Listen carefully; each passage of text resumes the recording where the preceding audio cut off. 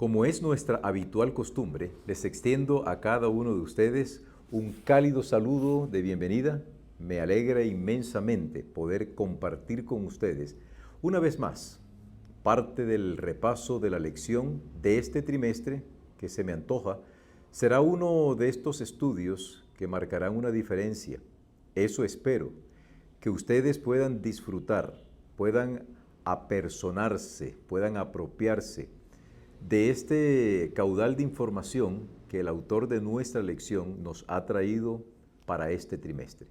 Siéntanse bienvenidos, siéntanse en la presencia de Dios, que podamos disfrutar del estudio y que pensemos que esto que vamos a hablar y de lo que vamos a estudiar es lo que Dios quiere que nosotros entendamos para el momento.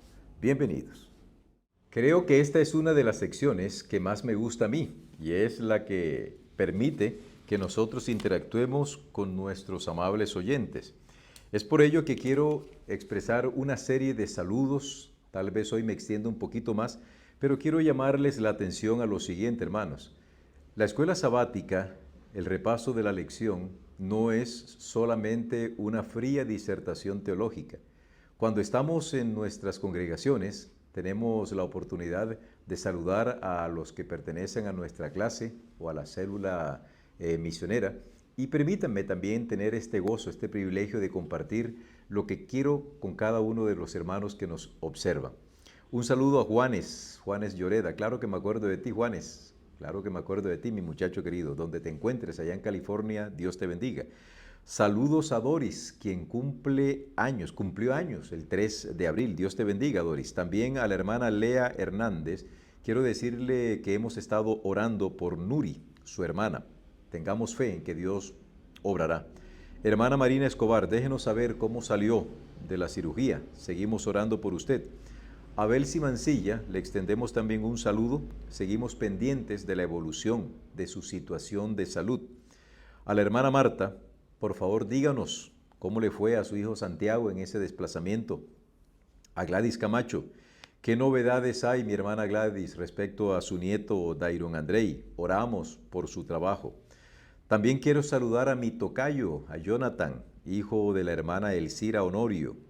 La hermana Elcira nos escribe desde el Perú y Jonathan cumplió años el 30 de marzo. A la hermana Lupe le extiendo también un saludo cordial, un abrazo para Valeria Tapia y una bendición especial para su nietito, que esta criaturita esté en manos del Señor. Saludos a Macbani. Hola Macbani, tú cumpliste años el 30 de marzo, que Dios te bendiga. Por cierto, si hay alguno de ustedes que está pensando en casarse, que hay matrimonio a la vista, si hay algún familiar de ustedes, miembro de la iglesia, que esté interesado también en casarse, déjenoslo saber para ver si de pronto nos unimos en una felicitación a todos. Hermana Guillermina, oramos por su hija Mónica, yo. Su situación está en manos de nuestro Dios. Richard, también hemos orado por su señora madre, Hermelinda Pérez. Confiemos en que Dios obrará también. Saludos a la hermana Rosa Pereira en Uruguay. Y en cuanto a usted, hermana Mirna, déjenos saber cómo está Salvador Efraín Calderón en esto de su trabajo. Hermana amada, le extiendo saludos. Usted nos escribió desde la isla de Cuba. Para nosotros es un privilegio extenderles este saludo. Y yo no me cansaría de saludar a todos los que nos están enviando un saludo. Por ejemplo, a la hermana amada, ya la saludé. Eduardo Sora nos dice que la actitud no es entrar en controversia. Eso es verdad. Saludos a la hermana Marina Martínez desde Chile, a mi hermana Ada allá en Texas. Dios te bendiga, mi querida amiga. Saludos a la hermana Lila Marina Castro, que está interesada, es una jubilada venezolana y quiere estudiar en la escuela que hemos abierto, la ETEP, Escuela Teológica Emergencias Bíblicas. Por cierto, les digo que Dios ha sido bueno y la escuela es todo un éxito. Hemos tenido ya la matrícula de cerca de 50 personas, cerramos ya inscripciones y estamos avanzando en el primer módulo. Bien, queridos, creo que el momento de estudiar, de orar por estos hermanos ha llegado. Déjennos saber sus motivos de oración.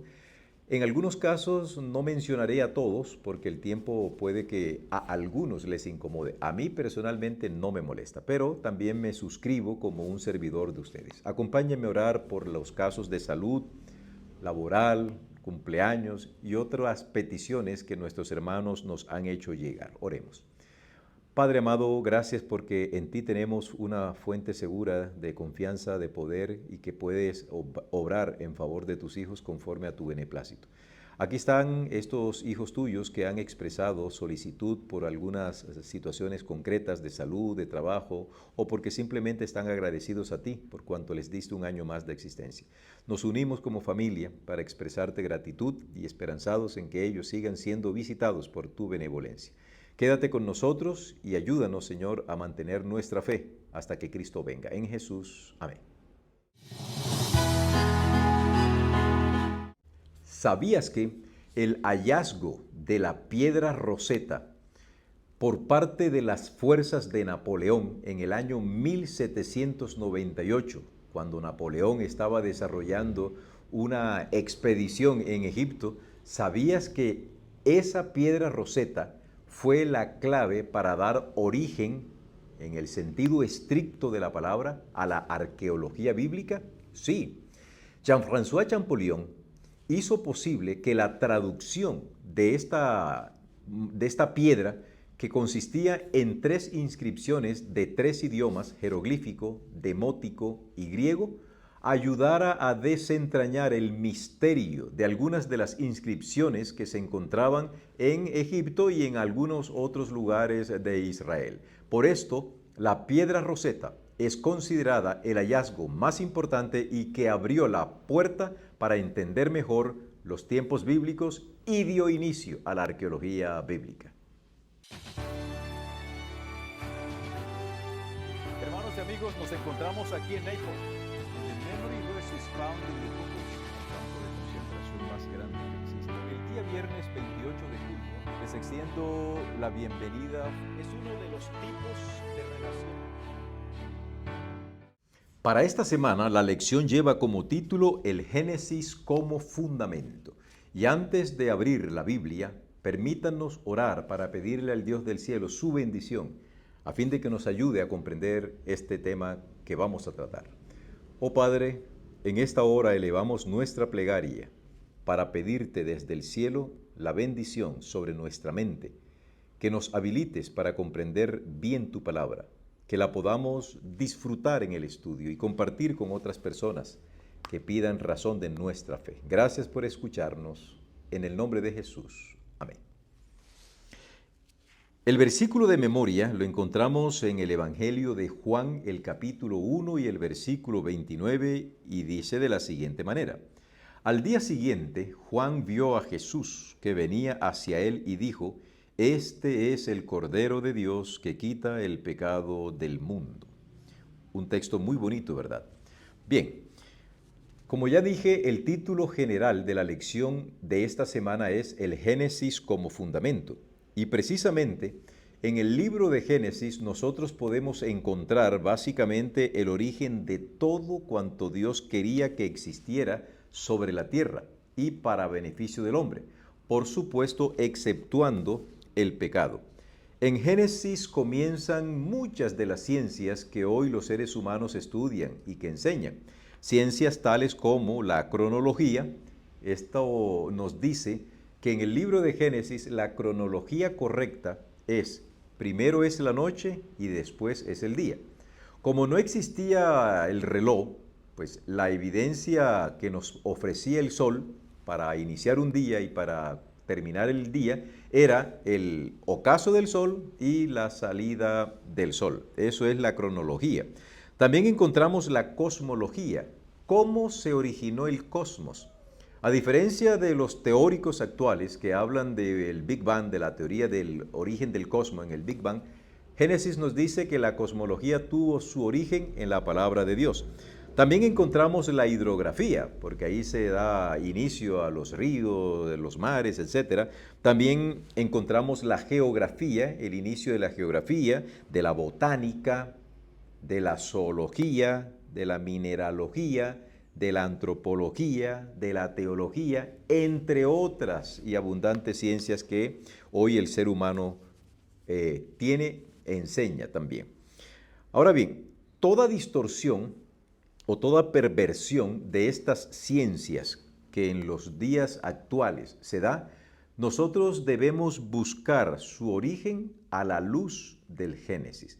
Por esto, en esta semana vamos a estudiar algunos grandes conceptos que constituyen pilares para que podamos entender el texto bíblico. Nosotros somos quienes creemos que el relato del libro de Génesis, en todo su extenso relato, es un relato históricamente válido. Los primeros 5 capítulos del libro del Génesis, nosotros los entendemos como un relato literal. No tenemos ninguna asociación con periodos indefinidos de tiempo.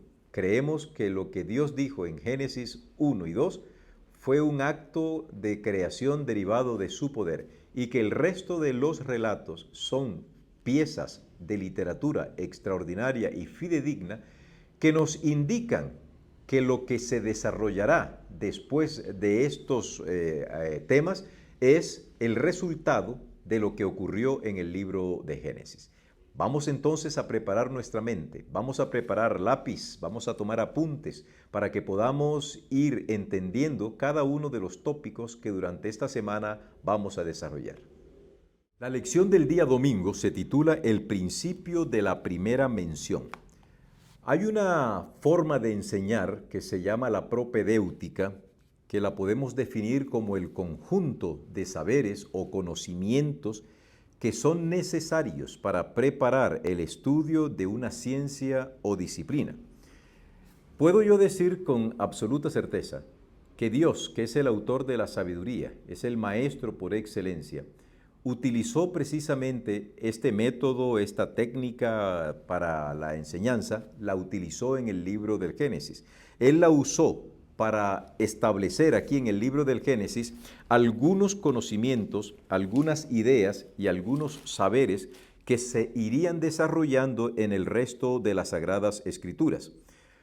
Hay un punto muy clave, muy importante, que quiero detenerme a explicarles.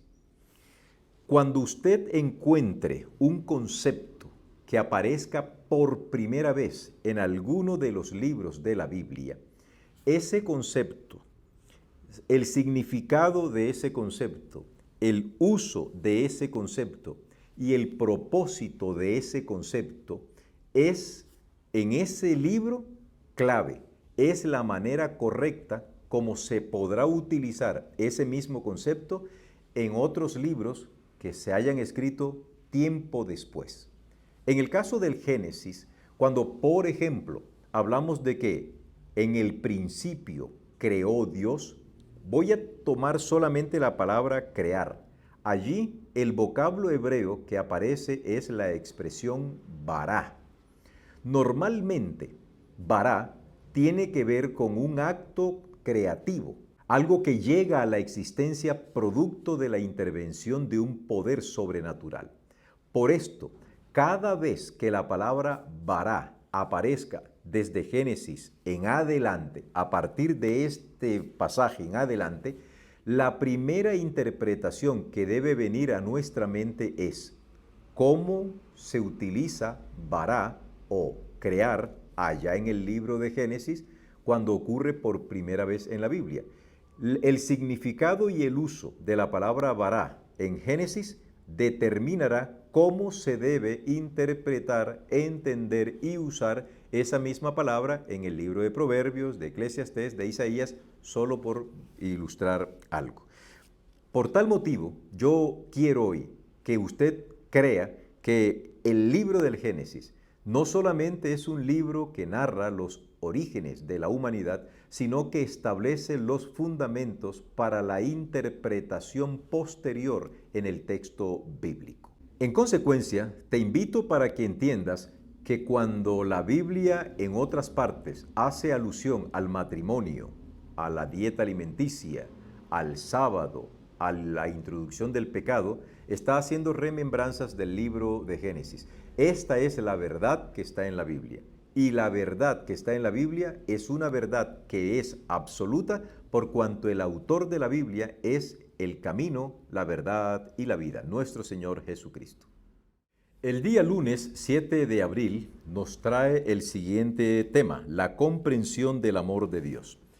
Cuando nosotros abrimos la Biblia en el libro de Génesis, evidentemente no aparece la palabra amor en las primeras líneas. Yo encuentro simplemente acá, Génesis capítulo 1, versículo 1 en adelante, que lo que yo veo de Dios no es amor, es poder puro. Pero yo me hago una pregunta, ¿por qué Dios decide crear al hombre? ¿Por qué? La respuesta es por amor, para su gloria, dice la Biblia. Aunque en el capítulo 1 de Génesis no aparezca la palabra amor, esto no significa que el acto creativo de Dios fue para mostrar su poder en lo absoluto. ¿A quién le iba a mostrar Dios su poder si nada existía? Lo que más bien podemos decir es que el primer acto de creación de Dios está derivado por su amor. Pero el amor de Dios va a desarrollarse a partir de un acontecimiento que es duro y nefasto para nosotros, como fue la caída de la pareja primera, de nuestros primeros padres. ¿Qué hizo Dios por este hombre? ¿Qué hizo Dios por esta pareja? Lo encontramos en Juan capítulo 3, versículo 16, porque de tal manera amó Dios al mundo, que ha dado a su Hijo unigénito. ¿Cómo encontramos el amor de Dios manifestado en el capítulo 3 de Génesis? En el acto que Dios hace de salvar al hombre y en vez de que Adán y Eva muriesen, muere un cordero, que como vimos en el texto de memoria de esta semana, ese cordero es nuestro Señor Jesucristo. Por ello, desde el inicio de la humanidad, lamentablemente desde la introducción del pecado aquí en la tierra, el amor de Dios se manifestó. Fuimos creados por amor. Fuimos rescatados por amor. Nuestra vida es preservada por amor. Seremos transformados por amor. Y todo cuanto ocurra en el resto de la Biblia tiene un leitmotiv, tiene un hilo conector, y eso se llama el amor de Dios. Hubo un hombre que tuvo una breve semblanza, tuvo una aproximación a lo que es el acto más sublime del amor de Dios hacia la raza humana, y es que Dios entregara a su propio compañero, a su propio hijo, como es descrito en el texto bíblico. Y ese personaje fue Abraham. Por eso en el capítulo 22 del libro de Génesis, nosotros leemos que cuando Dios le dijo a Abraham que sacrificara a su hijo, para Abraham esta información no fue nada agradable. Dice el versículo 1, aconteció después de estas cosas que probó Dios a Abraham. Aquí hay un dato curioso. Dios no tienta, pero Dios sí puede permitir una prueba. ¿Por qué Dios le permitió a Abraham ser probado con una prueba tan dura? Abraham y Dios habían desarrollado una amistad muy íntima. Dios quería llevar un paso más adelante a ese amigo suyo y entonces le dejó saber, le permitió que él, Abraham, experimentara en su carne lo que Dios sentiría siglos más adelante. Isaac era muy amado por Abraham, Jesús muy amado por Dios. Y entonces viene Dios y más o menos le dice a Abraham, bueno, yo quiero que tú experimentes lo que yo voy a experimentar. Pero no se lo dijo directamente. Yo pienso que más bien, haciendo una corrección, Dios pensó, yo quiero ver cómo reacciona Abraham. Tenía más o menos nociones porque Abraham era obediente, pero esa prueba de amor de parte de Abraham hacia Dios fue una demostración de que efectivamente ya el amor de Dios estaba bien inculcado en el corazón de Abraham. Sin lugar a dudas que la comprensión del amor de Dios es clave para que entendamos este tema del gran conflicto.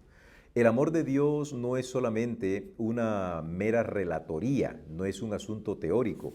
Dios se ha mostrado amoroso a través de todos los actos que a veces no entendemos en el texto bíblico.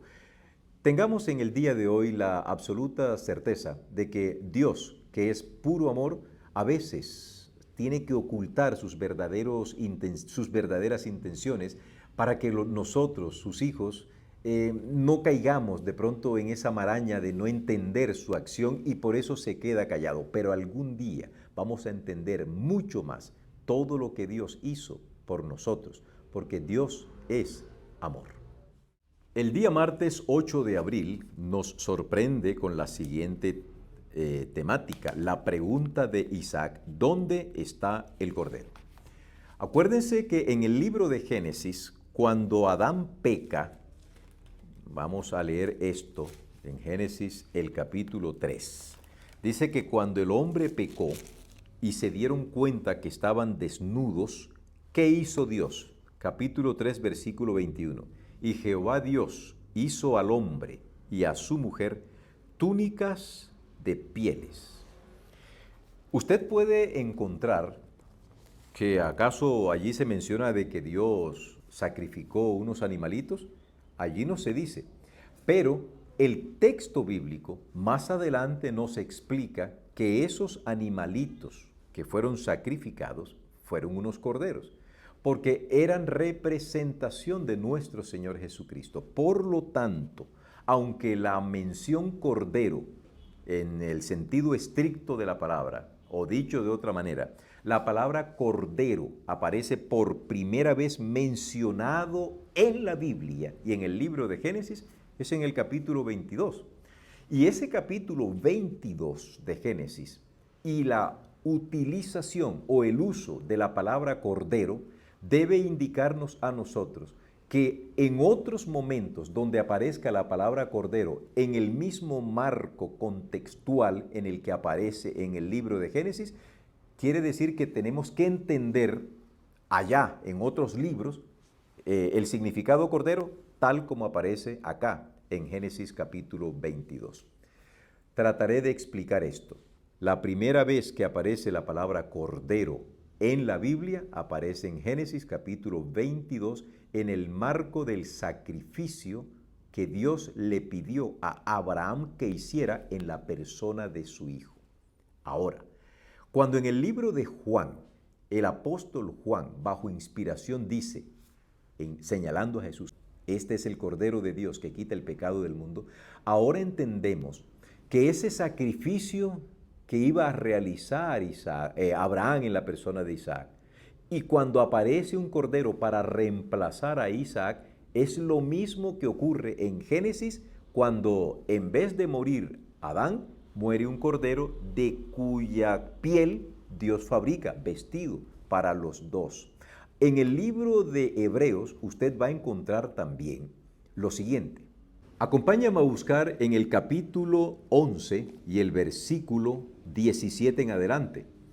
Por la fe Abraham, cuando fue probado, ofreció a Isaac. Noten que Abraham lo ofreció, lo puso en el altar, lo amarró.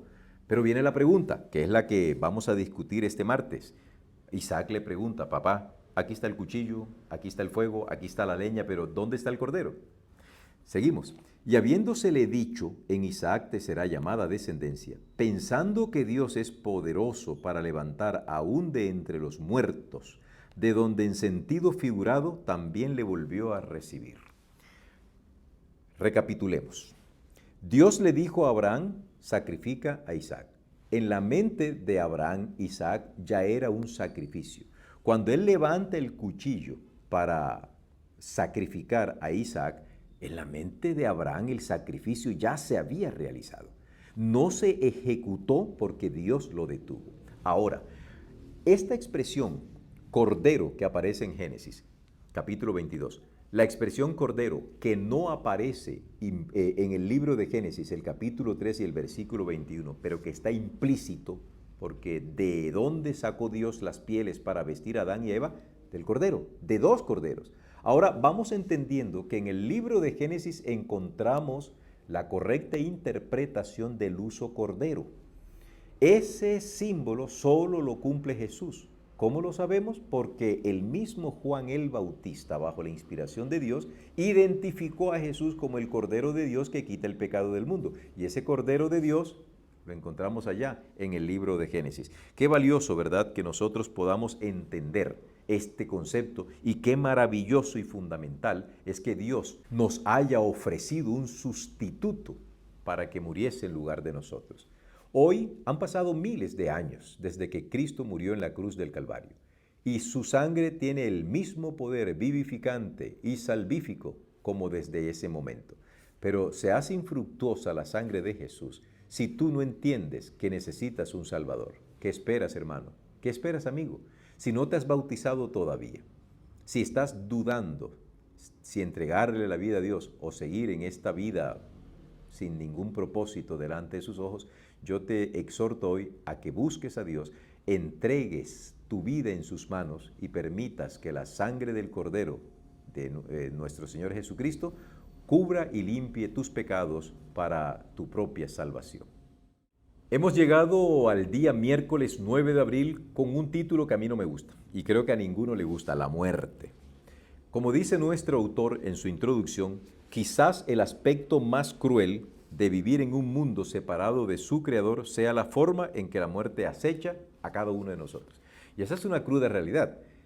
Salomón, un gran hombre, considerado el más sabio de todos los hombres, excepto Jesucristo, dijo: los que viven saben que han de morir. Esta es una sentencia. Los que vivimos sabemos que hemos de morir. ¿Quiso Dios la muerte del ser humano? ¿Forma parte la muerte de la vida? No. Hay quienes dicen, ¿verdad?, que la muerte es parte de la vida. No, señor. La muerte no es parte de la vida. Originalmente no era así y sigue no siendo así en la actualidad.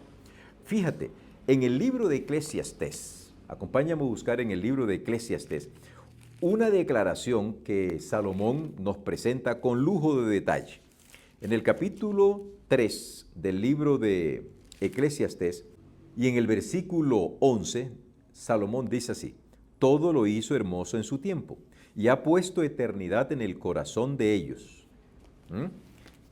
A pesar de que sabemos que la muerte algún día ha de tocar nuestras puertas, en la mente de cada uno de nosotros hay un concepto de eternidad.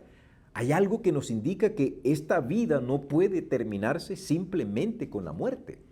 Esto me indica de que el plan de Dios era que el hombre viviese eternamente en relación con Dios. Por eso, en el libro de Génesis, la muerte es presentada como un intruso que intentó dañar el plan original de Dios. Pero en el resto de la Biblia nos presenta la solución que Dios dio a ese fenómeno, a esa problemática de la muerte. Cuando Adán pecó, se cumplió lo que Dios había dicho: la paga del pecado es muerte. ¿Quién murió? No murió Adán, pero sí murió un cordero. Ahora, Adán cumplió parte de esa sentencia, porque nosotros encontramos allá en el capítulo 5 que él finalmente murió de 930 años. El resto de los libros de la Biblia hacen mención de la manera como Dios ha enfrentado la problemática de la muerte. Y el libro de Apocalipsis, que es el libro extremo, el libro opuesto en cuanto a la ubicación de Génesis en la Biblia, nos dice que finalmente la muerte será derrotada. Y el apóstol Pablo hace una exclamación muy teológica: sorbida es la muerte en victoria cuando Cristo vuelva por segunda vez. Tenemos esa firme esperanza, y es que la muerte, aunque dolorosa, tiene finalmente un final feliz. Cristo la derrotará. Y si hemos enterrado a nuestros seres amados, pronto los veremos resucitar en gloria y en majestad. Pero, ¿qué haría ese familiar tuyo que murió creyendo en los caminos de Dios, que murió absolutamente seguro en los brazos de Dios? ¿Qué haría ese familiar si resucita pero no te encuentra a ti? Hoy es el día, querido. Así que vamos a apropiarnos de todo lo que Dios nos da para que podamos ser dignos de ser considerados hijos y candidatos del reino de los cielos y vernos con esos seres amados que ya descansan en la esperanza del segundo retorno de Jesús. Hemos llegado al jueves 10 de abril y el título de nuestra lección para este día es La serpiente. Saben, este es otro tema clave. El autor de nuestra lección nos dice que la adoración es un tema clave en Apocalipsis. Para poder entender este tema clave de la adoración en Apocalipsis, tenemos que irnos sí o sí al libro de Génesis, donde aparecerá qué fue lo que ocurrió, qué fue lo que determinó que el hombre sirviera a la serpiente y no a Dios. Por supuesto, este relato es muy conocido por los seres humanos. El capítulo 3 del libro de Génesis simplemente nos indica, pero la serpiente era astuta más que todos los animales del huerto. ¿Quién era esa serpiente? Pues la serpiente era uno de los animales más hermosos que Dios había creado. El hecho de que en la maldición que Dios lanza contra la serpiente, la pone a arrastrarse en la tierra, significa que esa forma de locomoción es opuesta a lo que originalmente era la serpiente. Por lo tanto, si la maldición ahora la manda a arrastrarse, quiere decir que ella volaba, porque lo opuesto a arrastrarse en este caso es volar, y así se describe también esta serpiente. Ahora, desde el momento en que la serpiente es tomada por Satanás como un medium, como un vehículo a través del cual engañar, disfrazarse para acercarse a la pareja, desde ese momento la imagen de una serpiente tiene ese contexto en el resto de las Sagradas Escrituras. Es por ello que en el libro de Apocalipsis vamos a encontrar que se describe a la serpiente antigua llamada Diablo y Satanás. Hoy, nosotros tenemos dos opciones: ¿adoramos a Dios o adoramos a Satanás? ¿Adoramos a la serpiente o adoramos al Cordero? ¿A cuál de los dos decides tú adorar en esta mañana? ¿A cuáles de estos dos poderes, uno creado por Dios, pero que se sublevó y que pretende que nosotros le rindamos adoración, a cuál de estos dos poderes tú te inclinarás? Hazlo delante de nuestro poderoso Dios. Hemos llegado al día viernes 11 de abril con el título que es habitual para estudiar, para meditar. Quiero compartir la siguiente lectura. El Salvador se presenta ante Juan bajo los símbolos del león de la tribu de Judá y de un cordero como inmolado. Dichos símbolos representan la unión del poder omnipotente con el abnegado sacrificio de amor. El león de Judá, tan terrible para los que rechazan su gracia, es el Cordero de Dios para el obediente y fiel. La columna de fuego que anuncia terror e ira al transgresor de la ley de Dios es una señal de luz, misericordia y liberación para los que guardan sus mandamientos. El brazo que es fuerte para herir a los rebeldes será fuerte para librar a los leales. Todo el que sea fiel será salvo. Enviará sus ángeles con gran voz de trompeta y juntarán sus escogidos de los cuatro vientos, de un cabo del cielo hasta el otro. Qué lindo, hermanos, es que nosotros tenemos la seguridad de un Dios que es presente en nuestra vida. Qué bueno es poder saber que la palabra de Dios, desde el libro de Génesis hasta su culminación gloriosa en el libro de Apocalipsis, mantienen un tema generalizado, a saber, el amor de Dios en la creación del ser humano, el amor de Dios en la redención del ser humano y el amor de Dios en la culminación de este gran conflicto. Podemos nosotros estar seguros que Dios, que te ha llamado de las tinieblas a la luz admirable, no va a dejar inconclusa tu obra en ti. Tengamos paciencia los unos a los otros. Si quien me está oyendo a veces es tentado, seducido para enjuiciar a otro que está por allí cometiendo algún que otro errorcillo, por favor, ponte a pensar que tú también eras o eres todavía susceptible a mejorar. Dios sea con cada uno de ustedes. Muchísimas gracias por acompañarnos en este maravilloso tema. Vamos a estudiar para la próxima semana el siguiente título de la lección: Imágenes tomadas del matrimonio. Esa será la temática de la próxima semana: imágenes tomadas del matrimonio. Acompáñenme a orar para despedirnos de este momento de estudio. Bondadoso Dios, muchas gracias por darnos la vida, la salud, y gracias por permitirnos estudiar tu palabra en esta hora. Permite que la luz del cielo, que ha sido impartida bajo la influencia del Espíritu Santo, sea aún más luminosa en nuestra mente y nos disipe cualquier tiniebla de error que hayamos tenido y nos permitas andar a la luz de tus sagradas escrituras. Gracias por escucharnos y por bendecirnos. Hemos orado en el nombre de Jesús. Amén. Nos vemos la próxima semana. Bendiciones.